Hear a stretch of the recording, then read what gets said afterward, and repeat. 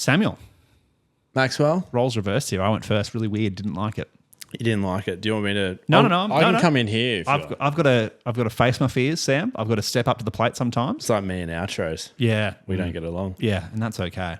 We've got some legends of the emo world. Some big names, some big numbers here, Sam. I can make it on my own. It's like we're there in the room with them once again. We have JT and Matt from Hawthorne Heights joining us. We chatted to them backstage at the Bright Side before their show just a couple of days ago. Yeah, ahead of their last Lonely World Tour show in Australia. Mm-hmm. It was a good chat. I feel like a lot of people that listen to this show grew up listening to Hawthorne Heights. Songs like Highs for Lovers, This Is Who We Are, Nicky FM. So many unbelievable emo bangers that were the sort of doorway into heavier things.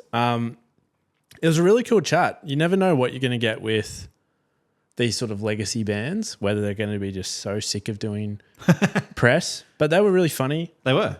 JT was quite dry. He loved making eye contact with you. I'd stop it. I don't think he looked at me the whole time. And that's okay. Which is fine. You're intimidating. He was playing hard to get and it worked. We were flirting across the way. I've been sending him DMs ever since.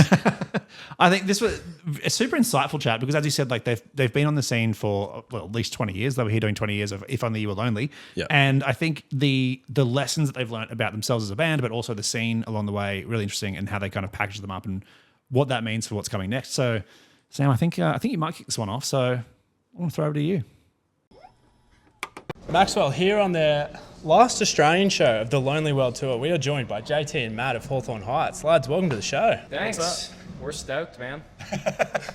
You've adjusted to the climate now? There's no sort of signs of jet lag or anything like that? You're all acclimatized? No, I feel pretty good. I think I still have jet lag. I'm waking up at like 6 a.m. I don't wake up like that. So. But maybe I'm just awake. I don't know. Maybe. I feel slept. Maybe So you've I'm become waking up weird times. a morning person. I'm not. It's not Brisbane's that. the earliest rising city in the world. Like, we're all freaks who love getting up early. Not me. I'm not good at that. But apparently everyone else is. So, you know. Nice. Well, today I was, so yes. There you go. Can confirm. Well, before we dive into 20 years of If Only You Were Lonely, we always start by getting an idea of what's spinning in your playlist lately. Man. JT, I'll let you go first. I universally listen to nothing when I'm on the tour. Okay. And it's mainly because we're listening to music like from sound check until when we're done. Right. So, you know, like when we're on the flight or anything like that, like I'm just staring off into space. Every once in a while, you know, like I'll put a podcast on or something like that. And it does not mean that I don't listen to music. Just when we're on the road, I don't yearn for it as much because I get it for 5 hours a night. Yeah. Matt's probably listening. Yeah, I listen to stuff. Actively listening more than me. About He twice likes- a year. Twice a year I go through a Beatles phase. I'm currently in one. Okay. Where in the phase are we? Have we made it to like Sgt. Pepper's yet, or? No, I listen to it all, but currently, I've always liked the White Album. I'm currently like listening to it and going, "Is this the heaviest shit on earth?" Like I'm in that kind Just of Helter phase. Skelter on repeat. Yeah. I'm like trying to convince myself that they invented Black Sabbath. I'm doing this whole thing. And then yesterday on the flight, I was ripping Justin Bieber, and then we hit horrible turbulence. Nice. I think it was horrible. And so I went to Gregorian chants just to get my mind off of it. So I'm kind of all over. I'm in Psychoville when it comes to And the see, playlist. that's kind of the thing is he likes to live his life in panic with a soundtrack, and I'm like staring out into space with just the circadian rhythm happening. Yeah. Like the music can affect what's going on in the turbulence, and like me, I'm just like staring there, and it shakes and rattles a little bit. And, Well, he has the ability to fall asleep on flights, and I have the ability to sit there. So True. it helps. It This helps. does help. And follow me with this. Understimulated, overstimulated. Stimulated. Yeah. So, if I'm listening to something, if I'm watching something, if I'm ripping zins in my lips, nothing. I'm doing nothing, so therefore I am shutting down, and I can do nothing, and I can Yep. sleep. And then when I'm up, I'm ready to go. Fair enough. This is a dark question, but say you found out the plane was going down. Like, would you go one last song, just to one last song to get in there, or are you just like, no, this is it. I'm happy. Plane crash soundtrack. Yeah. That's where we're at. I've done this before. I have one. So I love a band called Afghan Wigs. I love their record Black Love. We had a plane years and years ago where it was lightning. Oh shit! Like you're in lightning. And I went, all right, we're ripping Black Love. Here we go. We're dead. If we go down, we go We're down. going to go down. This is one of my favorite records. We're dead. I'm probably going down to like God Only Knows by the Beach Boys. Oh, fantastic.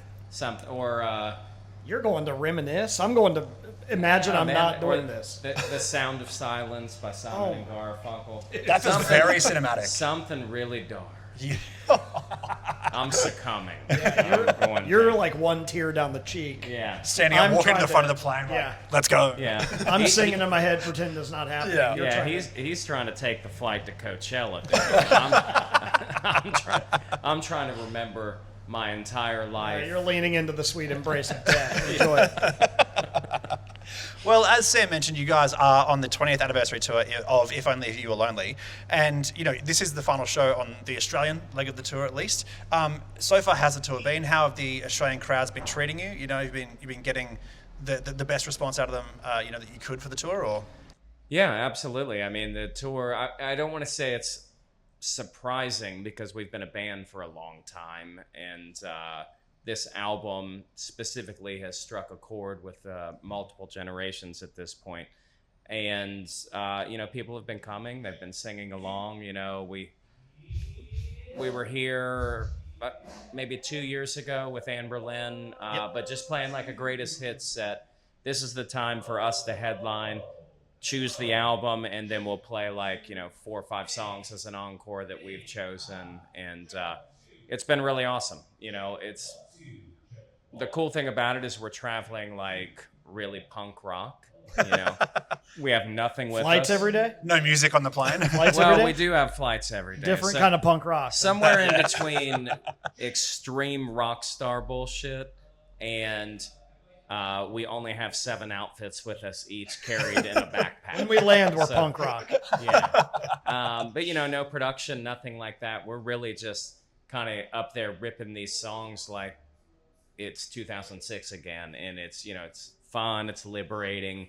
We don't have anything that we're like worried about. We're just like connecting with the crowd. And, so these are some of our favorite cities in the world. Great people, great food, great locations, like everything's coastal. Takes an hour and 10 minutes to fly there. It's great. We got no complaints. I think we're playing, to my knowledge, he remembers stuff, I forget everything. I think this is the best we've ever done headlining in Australia. Yeah, I think these are 23 years in. I mean, that's other than our first time that's awesome. here, which it was 20 years ago in 2006, for this album cycle, we're doing as good as we've done in the past, 15 years or something like that. Wow. And it's been great to That's see. cool. Yeah, it's been great to see. And, we are seeing like younger generations showing up to these shows that should have no business listening to us. And they're finding this album and they're finding these songs. And that's kind of what it takes to like have a band with longevity. So it's been wonderful to see. Well, I was going to talk on the new audiences because we spoke to Seosin last week and they're finding a similar thing, obviously, with their transition into this new sort of COVID era. They said that as much as people love their self-titled album, they're finding they're talking to a lot of new audiences and new faces. And even just walking into the venue, there were some young girls lining up, obviously, for the VIP as well. So, I mean, you guys are still releasing new music. How do you find the balance between, making sure your new music is speaking to those sort of rusted on fans from back in the day, but also, speaking to a new generation who might not know of Hawthorne Heights yet? Yeah, I think that's one of those things like lasting 20 years is kind of time tested. So I'm always trying to at least write the lyrics from the point of view of things that are happening around me at that exact time. Yep. It might not be me specifically, but it's always somebody directly connected to me. I don't write in general speaking very much. And I think that's kind of one of the things that lures people in because it's very specific topics that I'm singing about that people connect with because they're like very normal things. And I try to take them down roads that I'm going down myself, which I believe has some sort of impact one way or another. And that's just how I've always written my lyrics. I've always written from my point of view about something happening catastrophically in my life. And, you know, you're definitely writing through devices and stuff like that. So sometimes, like, you're exaggerating. Like, my life's not all bad, you know. But when you're writing a song, you know, like, we're not at the Pink Pony Club having a great time. You know, this is emo music. Yeah. We're writing ourselves through challenges and problems and real-life situations and stuff like that. And I think that is ageless. I think that, you know, young people go through that now more than ever. And I think that people of all ages up until our age and, you know, our parents and stuff like that, everybody goes through periods of dark times. And you listen to music for that reason. And it really depends on, you know, what soundtrack you're choosing. Sound of Silence, Justin Bieber. So it really all depends. Yeah, and also like a younger person, they might see us as like, I don't know, if you see a video of Warped Tour 2005, nobody has their phones out. Nope. Yeah. It's like just a different world completely.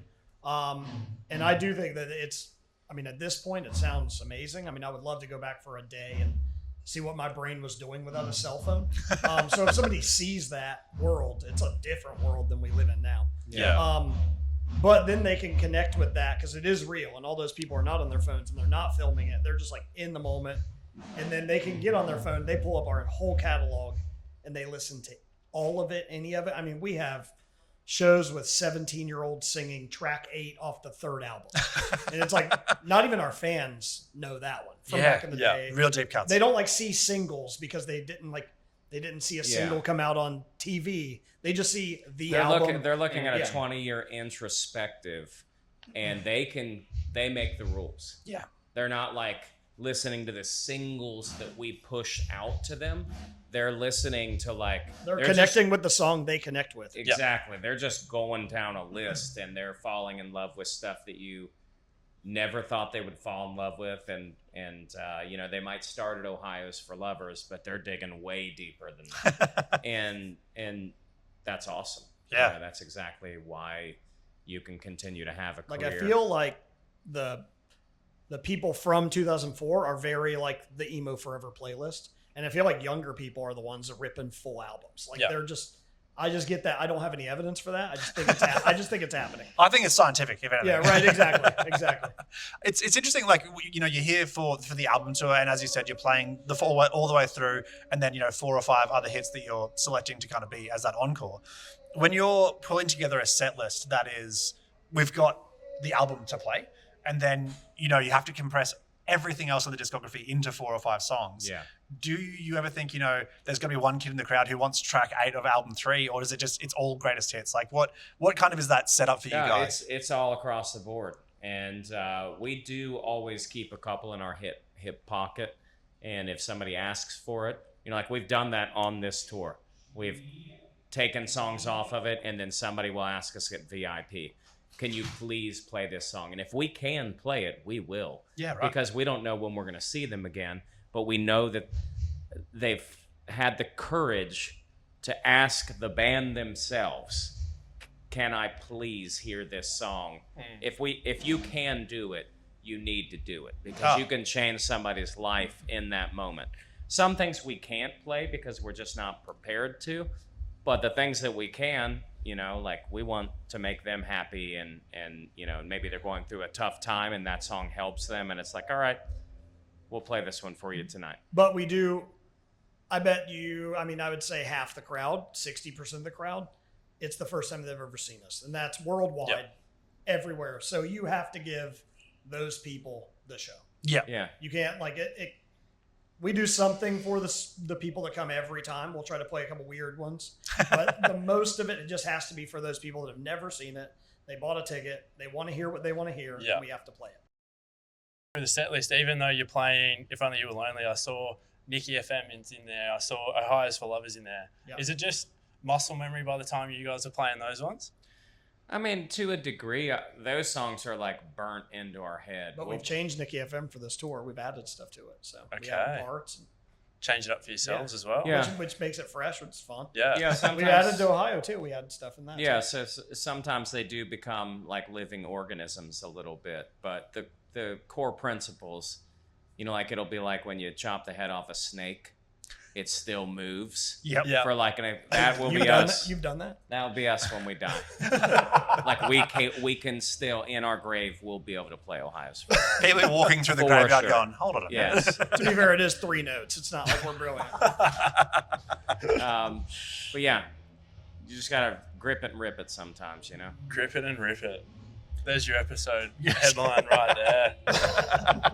As well as all the hits and the albums, you guys are still pumping out incredible new music. Like a Cardinal dropped last month, and it feels like a very nice evolution of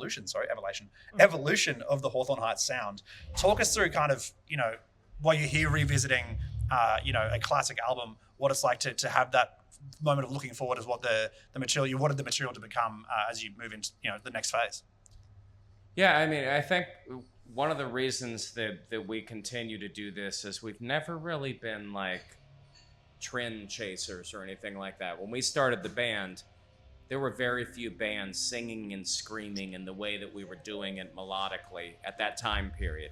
Obviously, Especially where we lived. There's like, yeah, and the internet was not what it is now. So you couldn't just be like, dude, I like singing and screaming. I could Google that now and come up with every band that's ever done it. Yeah. And that's awesome. Yeah. But back then, you like had to discover bands, and there just wasn't that many of us doing it. And all the music scenes in America are entirely different. So our ethos has always been, like, we're a melodic band. We are slightly heavy, and we have just like the icing of screaming on the cupcake. And like I always, jokingly, I always say that we're either your girlfriend's favorite hardcore band or your sister's first screaming band, or we're just for the dudes at the same time. You know what I mean? Like, because Ohio's for Lovers was such a big moment that like, it went from, like people like a small little music scene singing it to like football players singing it, and that's how big the music scene got. And I just think that like, as long as we continue to be ourselves, all these fans are going to ride with us. Yeah. To a degree, because we don't chase trends. We can't make ourselves 25 years younger. That would be nice. That if you find out the secret, but we can maintain the exact credibility of who we are, and I think that that's one of our strong suits. Is no matter what, we've maintained being Hawthorne Heights. Yeah. And that's kind of the whole point. So even a song like a Cardinal, you have heavy moments, you have a breakdown, you have harmonized guitars, you have a catchy chorus. And they all should not work together, but they do. And that is what we do. We find a way to have tender moments and to have heavy moments, and we do it all without detuning our guitars. Which is actually a bigger flex than I was you're gonna giving say. that credit for. Yeah, we've never been like kind of on that thing, and it would probably make my voice sound like a chipmunk. It already sounds high. I have a theory that if we detuned, he would sing higher. Yeah, Like, Okay. it would be a disaster, I think. yeah. The only way we could do it is write it regular, then detune everything and say end. that's your new part. Yeah. It'd be, and because you would just go high as possible. Yeah. So Fair enough. any new album, Hawthorne Heights, drop A tuning. Yeah. Never know. But at the same time, if something is cool, we're going to do it. So if somebody, I mean, I'll drop them down just to get out of my comfort zone. Yep. If it sounds good, we're going to do it. And we'll figure out how to do it later. we did this thing at the beginning of the band where we don't do anything because how will we do it live? If something's good, it's getting released. Yeah, you'll figure it out later. Yeah, 100%. Yeah, different time period now. Yeah. Back then, like you were worried about everything. Now you're like, we're gonna write a song and play a song however we want to do it. And the fans, it sounds like the fans are following you, which is great. Like, as long as, for them, if it sounds good, that's all that matters. Exactly, and that's the liberating moment as a musician is, the trust that they have in us. That's the best part of it. Well, along with Like a Cardinal, is it safe to assume that there could be some new Hawthorne Heights music coming? Could we? Yeah, we have new songs recorded. We'll release them at our leisure, whenever we want to. Look, which is also liberating. We Yeah. don't have anybody telling us what we have to do. When we're ready, we have a whole year of touring planned, and when we're ready to chuck another one in the set list, we'll release another song. Do it when it suits. Yeah. So they're there, but we're also continually writing more songs, and it's been fun. We know that there's no detuned guitars by the sounds of it, but what can you tell us anything about the music sonically that's in the can? Is there more to let us in on apart from if it sounds good, it's going out? Well, we have 4 songs, and they all sound kind of different, but they all sound like Hawthorne Heights. So, I don't want to say every era of Hawthorne Heights is represented, but there's the weirdness of the things that we do, and then there's the very standard things that we do. There's fast stuff, there's heavy stuff, and then there's really weird and introspective stuff. And that's kind of what we have to figure out. What goes where? When do we release each song and stuff like that? So We do have something a lot of bands, they might have them, but he has a signature voice for our band. So if we do anything and then he sings on it, it kind of sounds like our band. Sounds like Hawthorne Heights. So we kind of get some leeway musically with that, I think. Now, I don't know if we always take advantage of that leeway or go to extremes, but we do. We like to keep energy up. There's just a couple of things we like to do because we don't want to make something boring or yeah, and we're a live band. We're not a radio band. Yeah. We're not writing for the next big single. We're writing for the next song that connects with our fans live so we can get it into the set list and build it around all the classics that we've released. So there's bad things about the internet. That one's a good thing. We have a lot of people that used to you hoped your album would get on the radio or whatever. A song gets on the radio and then reaches whoever it reaches, and then you hope they come or whatever. Now it's like you release whatever. You can tell exactly the people that like you've released it, and then they like it. So you already have access to the exact people that already like you. I'm not saying things shouldn't grow and do what they need to do, but it is nice to be like, hey, everybody that likes us, here's this thing we made. It's really nice to be able to do that. yeah. Well, that brings us to the end of the interview. So, Aussie fans, unfortunately, you've missed Hawthorne Heights. They're out, they're gone. If you're in Asia, Europe, or the US, make sure you get to the If Only You'll Only World Tour 20th anniversary. Matt, JT, thank you so much for coming and having a chat to us today. And looking forward to new music. Thank you. Awesome. We'll be coming. We're going to be back. Yeah, So if you missed it, we'll see you next time. Yeah, the show's sold out in advance. We gotta upgrade them a little bit and come back more often. We'd like to hear that. Yeah. The fans will love that. Heck yeah, we love it here. It's Thanks so awesome. much, guys. Thank you.